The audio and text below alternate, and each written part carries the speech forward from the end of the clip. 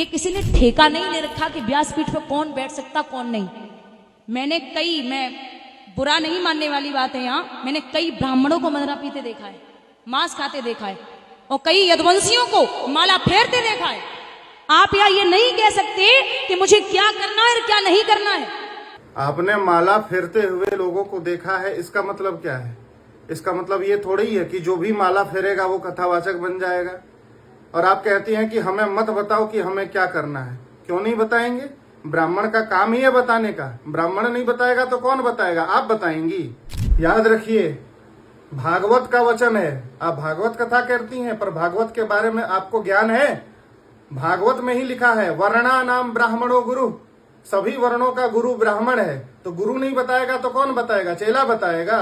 और सबसे बड़ी बात, एक बात और, कभी भी ये बुरा मत मानना, बुराई वाली बात भी नहीं है, भागवत का प्रमाण है। मैं कभी भी बिना प्रमाण के बात नहीं करती, कभी भी। आप कहती हैं कि आप प्रमाण से बात करती हैं, बिना प्रमाण के बात नहीं करती। तो यदि आप प्रमाण से बात करती हैं तो भागवत कथावाचक कौन होना चाहिए, इसका प्रमाण आपको नहीं मिला भागवत में। भागवत के महात्म के 6ठे अध्याय में साफ साफ लिखा हुआ है कि कथावाचक कौन हो सकता है। बोले विरक्तो वैष्णवो विप्रो वेद शास्त्र विशुद्धिकृत। विप्र का अर्थ क्या होता है? जन्मना ब्राह्मणो गेय, शुद्ध ब्राह्मण ब्राह्मणी के द्वारा जिसने जन्म लिया है, समय पर जिसका यज्ञोपवीत जनेऊ हुआ है, और गुरु के चरणों में बैठकर जिसने शास्त्रों का अध्ययन किया है, वही विप्र है। व्यासपीठ पर बैठकर कथा बांचने का अधिकार केवल शुद्ध ब्राह्मण को है, जिसका आचरण भी शुद्ध हो। जो शराब पिए वो नहीं, जिसका आचरण भी शुद्ध हो और जन्मना जो शुद्ध ब्राह्मण हो, उसी का अधिकार है। झूठ मत बोलिए, ये झूठ अधिक दिन तक टिकता नहीं है। ज्यादातर मैंने सुना अपने कानों से, कभी भी वक्ता जो ब्राह्मण होगा वो यदुवंशियों की चर्चा नहीं बोलेगा। यदुवंश कहां से शुरू हुआ? बहुत कम बोलते हैं, बहुत ही कम।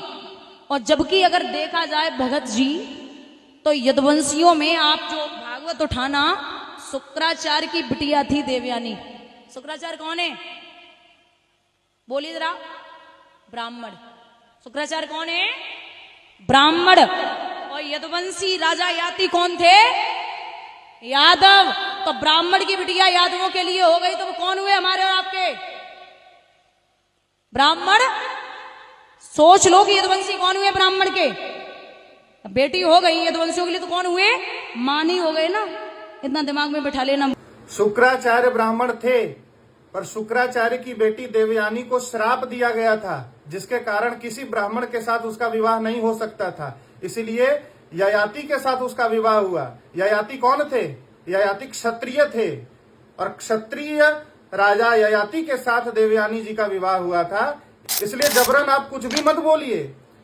दूसरी बात याद रखिएगा कि ययाति के 5 पुत्र थे, और उनके सबसे बड़े पुत्र का नाम था यदु, और यदु से ही यदुवंश चला, क्षत्रिय यदुवंश।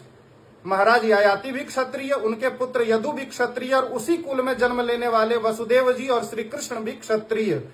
इसलिए सोच समझकर बोलिए। यदि आपको भागवत के बारे में कुछ भी ज्ञान नहीं है तो भागवत कथा कहना बंद कर दीजिए, पर समाज में गलत जानकारी मत दीजिए, लोगों के बीच में अफवाह मत फैलाइए।